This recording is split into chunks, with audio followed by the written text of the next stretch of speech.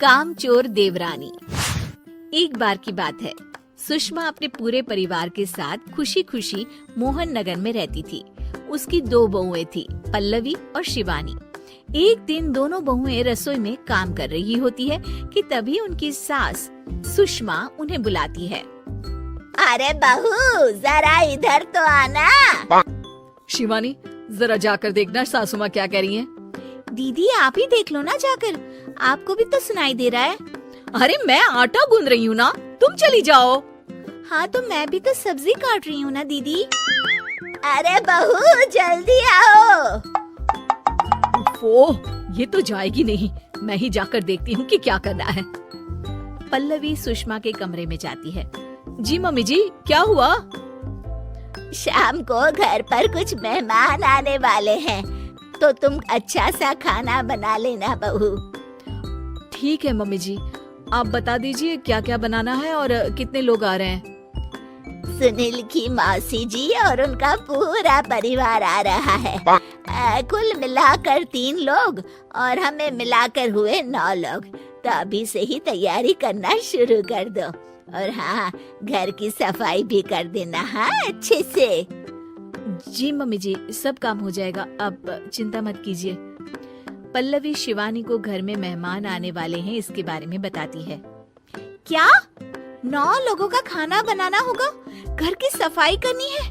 बाप रे, सासू माँ ने तो हमें घर की नौकरानी ही समझ कर रखा है। ऐसा नहीं बोलते शिवानी, हम इस घर की बहू हैं और घर के काम करना हमारा फर्ज है। दीदी तो है ही सासू माँ की चमची, जब देखो सासू माँ सासू माँ। मैं तो इतना सारा काम नहीं करने वाली। शिवानी कपड़े लेकर गमला साफ कर रही होती है और चक्कर आने का नाटक करने लगती है।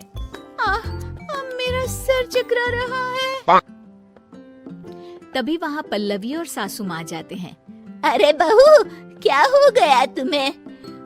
मम्मी जी, बहुत तेज सर में दर्द हो रहा है। तुम एक काम करो शिवानी, आराम कर लो। नहीं नहीं दीदी, घर में मेहमान आने वाले हैं, मुझे आपकी मदद करनी चाहिए। अरे कोई बात नहीं शिवानी, तुम आराम कर लो, मैं सब काम कर लूंगी। ठीक है दीदी, अगर आप इतना कह रही हैं तो आराम कर लेती हूँ। शिवानी आराम से अपने कमरे में मैगजीन पढ़ रही होती है। इसे कहते हैं आराम की जिंदगी। इतना सारा काम। चलो, सारा काम खत्म हो गया, शिवानी को देख आती हूँ। शिवानी अपने कमरे में ईयरफोन में गाने सुनते सुनते सो जाती है और उसके साइड में मैगजीन भी रखी होती है। पल्लवी वहाँ आ जाती है और वो सब देखती है।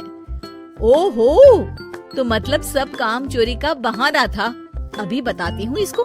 घर का सारा काम मुझे करना पड़ा और ये महारानी यहाँ मैगजीन पढ़ रही है, गाने सुन रही है। पल्लवी रसोई से एक प्लेट और चम्मच लेकर आती है और शिवानी को थाली बजाकर उठाने लगती है। शिवानी अचानक से उठती है। उठ गई महारानी, गाने भी सुन लिए, मैगजीन भी पढ़ ली। तुम तो बहुत बड़ी झूठी निकली शिवानी। तुमने सर दर्द का बहाना बनाया ताकि काम करने से बच सको। हाँ बनाया बहाना, तो क्या करती, इतने सारे काम करती। मुझे कोई शौक नहीं है चापलूसी का। क्या चापलूसी? तुम्हें लगता है कि मैं सारे काम चापलूसी के लिए कर रही हूँ? नहीं तो क्या। तभी वहाँ सासू माँ आ जाती हैं। अरे बहू, वो लोग बस आने ही वाले हैं, तुम तैयारियां कर लो। जी सासू माँ, तुझे तो मैं बाद में देखती हूँ। सब खाना खाने बैठते हैं और खाना शुरू करते हैं। तभी सुनील की मौसी बोलती है।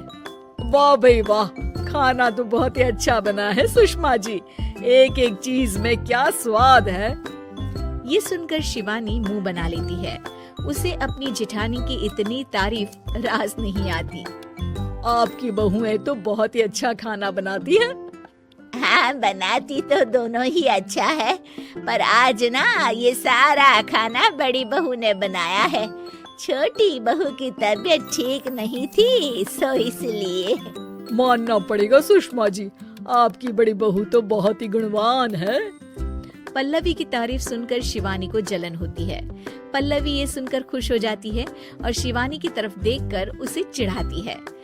कुछ देर बाद मेहमानों के जाने का वक्त हो जाता है। मौसी जी सबके लिए उपहार लाई होती है। वो सबको शगुन के पैसे देती हैं और अंत में पल्लवी के पास आती है। तुम्हारे लिए शगुन का लिफाफा तो है ही, पर बहू तुम्हें एक और उपहार भी मिलेगा इतना अच्छा खाना बनाने के लिए। मौसी अपने सोने के कंगन निकालकर पल्लवी को पहना देती है। ये लो, ये मेरे मनपसंद कंगन है, अब से ये तुम्हारे हुए। धन्यवाद मौसी जी। ये देखकर शिवानी तो पूरी तरह से जल जाती है और गुस्से से रसोई में चली जाती है। तभी वहाँ पल्लवी आ जाती है और उसे अपने कंगन दिखाने लगती है। देवरानी जी, अब आपका सर दर्द ठीक तो है ना? मुझे लगता है कि अब सर दर्द शुरू हो गया होगा आपका।